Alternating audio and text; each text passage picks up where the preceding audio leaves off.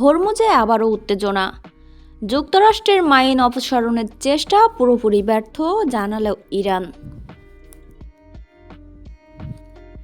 মার্কিন president Donald Trump সতর্ক করে বলেছেন, হরমুজ প্রণালী বন্ধ করে ইরান যুক্তরাষ্ট্রকে চাপ দিতে পারবে না। তবে ইরানের পক্ষ থেকে দাবি করা হচ্ছে, প্রণালীটি তাদের নিয়ন্ত্রণে, যুক্তরাষ্ট্র যুদ্ধবিরতি লঙ্ঘন করলে তা আবারও বন্ধ হবে। গত শনিবার 18 এপ্রিল দেশটির পার্লামেন্ট স্পিকার মোহাম্মদ বাঘের গালিবাফ তিনি বলেন,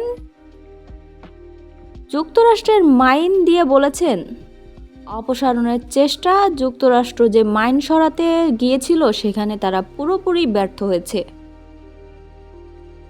ইরানি বাহিনী প্রায় মার্কিন নৌবাহিনীর সঙ্গে সংঘর্ষে জড়িয়ে পড়ার অবস্থায় ছিল, যার ফলে মার্কিন বাহিনী পিছু হটতে বাধ্য হয়। গত শনিবার রাতে টেলিভিশনে দেওয়া এই ভাষণে গালিবাফ আরও বলেন, প্রিয় ইরানি জনগণ, হরমুজ প্রণালী ইসলামী প্রজাতন্ত্র ইরানের নিয়ন্ত্রণে রয়েছে।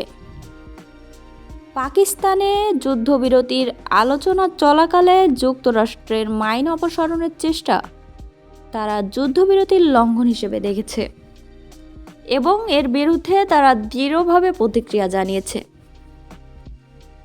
গালিবাফ বলেন, আমি ইসলামাবাদে আমেরিকান প্রতিনিধি দলকে বলছিলাম, তাদের মাইন সুইপার যদি তার অবস্থান থেকে সামান্যও সামনে এগোয়, আমরা অবশ্যই গুলি চালাবো। তারা ফিরে যাওয়ার জন্য 15 মিনিট সময় চায় এবং শেষ পর্যন্ত পিছু হাঁটে। ইরান বলছে, যদি হরমুজ প্রণালীতে কোনো জাহাজ চলাচল করে তা ইরানের সঙ্গে সমন্বয় করেই হচ্ছে এবং ইরানের নির্ধারিত নিয়ম মেনে চলছে। গালিবাফ বলেন, আমেরিকানরা কয়েকদিনের জন্য অবরোধ ঘোষণা করেছে, কিন্তু এটি একটি বেপরোয়া ও অবিবেচনাপ্রসূত সিদ্ধান্ত। এমন হতে পারে না যে অন্যরা প্রণালী দিয়ে চলাচল করবে কিন্তু আমরা পারব না। যদি যুক্তরাষ্ট্র অবরোধ প্রত্যাহার না করে তাহলে হরমুজ প্রণালীতে চলাচল অবশ্যই সীমিত করা হবে। এর আগে ইরানের প্রেসিডেন্ট ও পররাষ্ট্রমন্ত্রী আব্বাস আরাকচি জানিয়েছিলেন, লেবাননের যুদ্ধবিরতির প্রেক্ষাপটে এবং পূর্ব নির্ধারিত পরিকল্পনা অনুযায়ী সব বাণিজ্যিক জাহাজের জন্য হরমুজ প্রণালী সম্পূর্ণ উন্মুক্ত রয়েছে।